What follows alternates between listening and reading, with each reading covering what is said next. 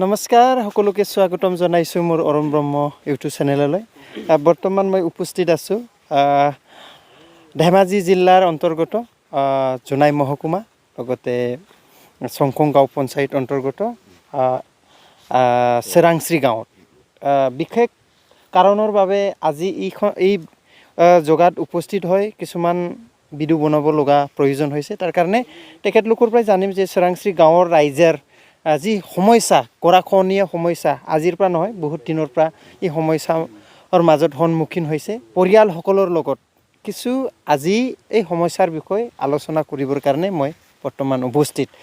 যিয়ে নহওক আপোনালোকক মোৰ অৰুণ ব্ৰহ্ম ইউটিউব চেনেললৈ স্বাগতম জনাইছোঁ।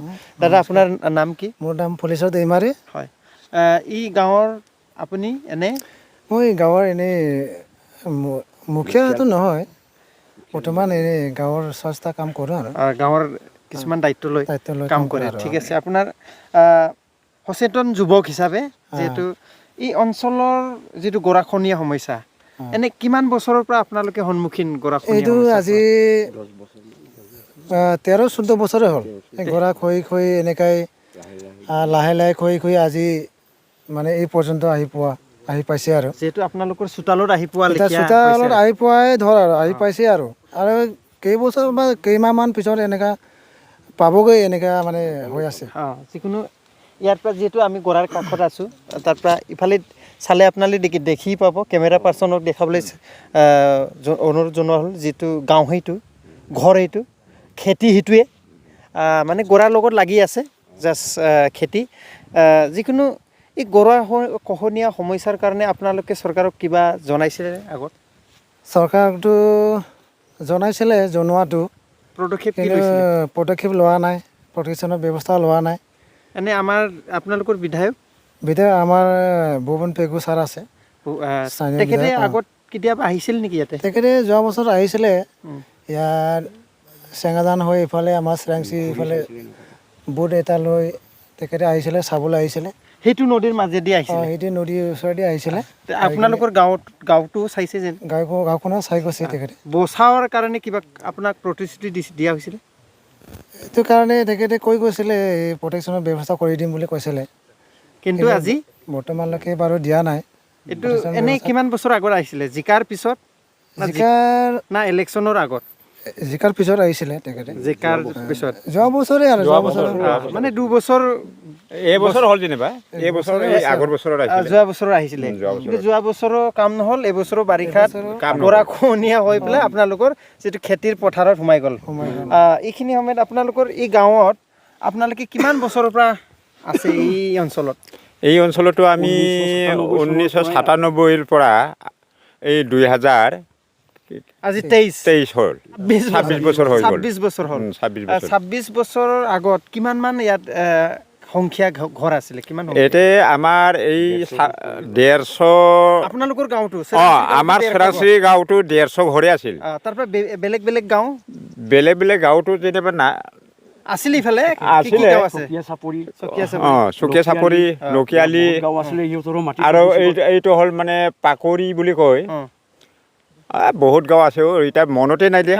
বহুত গাঁও পানীৰ মাজত গুচি গ'ল। এনে আপোনালোকৰ ইয়াত যিটো চৰকাৰী কি অনুষ্ঠান আছে বৰ্তমান? আমাৰ ইয়াত বৰ্তমান চৰকাৰী অনুষ্ঠান প্লেটফৰ্ম আছে, কমিউনিটি হল আছে, আৰু গভৰ্ণমেণ্ট স্কুল আছে, অংগনবাদী চেণ্টাৰ আছে, আশা বাইদেউ আছে, চব আছে। মেডিকেল ব্যৱস্থা? মেডিকেলৰ ব্যৱস্থাটো তাৰমানে চাব চেণ্টাৰটো ইয়াত নাই। চাব চেণ্টাৰটো লামাজানত আছে। ইয়াৰ পৰা কিমান দূৰ হয়? ইয়াৰ পৰা কমচে কম 10 কিলোমিটাৰমান।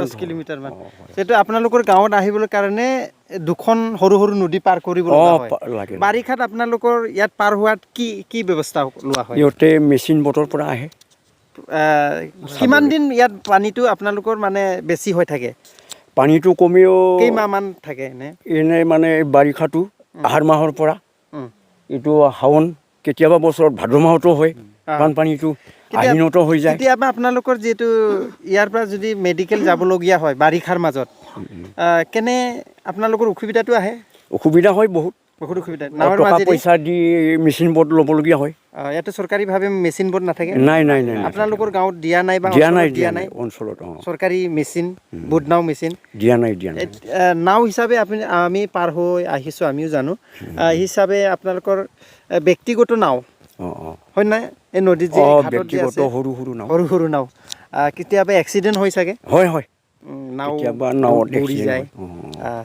ঠিক আছে দেউতা আপুনি এই আং रोंनाय नङालै आं रोंनाय नङा ना ঠিক আছে যিকোনো আমি বুজি পালোঁ এইখিনি অঞ্চলত বহুত গাঁও আছিলে বহুত গাঁও আছিলে বহুত গাঁও আছিলে এতিয়া আহি আহি এনে সেই নদীটো লালি নদী বুলি কোৱা হয়। লালিহুটি লালিহুটি লালি নদী লালিহুটিটো আগৰ ইয়াৰ প্ৰায় কিমান দূৰত আছিলে ইয়াৰ 7-8 কিলোমিটাৰ দূৰত আছিলে আমি দেখিয়ে পোৱা নাছিলে লালি নদীটো আপোনালোকৰ গাঁৱৰ পৰা দেখি পোৱা নাছিলে নাই নদীয়ে নাছিলে ইয়াত। নদীয়ে নাছিলে এতিয়া আহি আহি 7 কিলোমিটাৰ খহি আহি আহি আপোনাৰ চোতালত আহি পালে নিশ্চয় আমি শুনি পাইছোঁ যে ক'লে নহ'ব উন্নয়ন কৰিলে নহ'ব গতিকে চেৰাংচি গাঁও বাচি গ'লে অফচৰা লম্বা আৰু তাৰ পৰা চেঙাজান আৰু ইলচি বড়োগাঁও এইবিলাকো বাচি যাব মানে ইটো বচালে এইটো বচালে বহুত গাঁও বাচি বহুত যাব গাঁও বাচি যাব ইটো যদি নবচাই তেতিয়া চব গুচি যাব গৈ গৈ মানে চংকং পাব চংকং পাবগৈ চংকং লামাজান চিমেণ্ট লামাজান চাপৰি চব পাব পাবগৈ।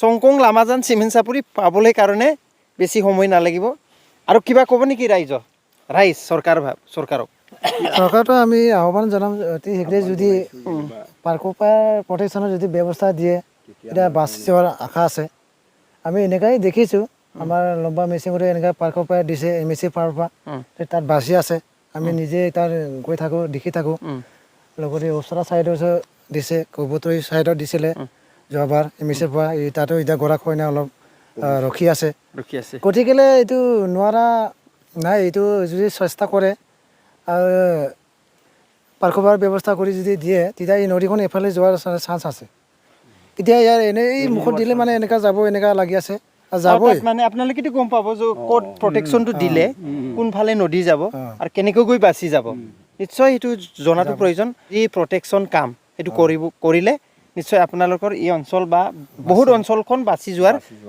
আশা আছে ধন্যবাদ থাকিল এই ভিডিঅ'ৰ মাজেদি আপোনালোকে জানিব আৰু ভিডিঅ' শ্বেয়াৰ কৰিব যাতে চৰকাৰৰ ওচৰত এই আহ্বান যদি গৈ পায় তাৰ কাৰণে শ্বেয়াৰ কৰাটো প্ৰয়োজন ধন্যবাদ থাকিল ধন্যবাদ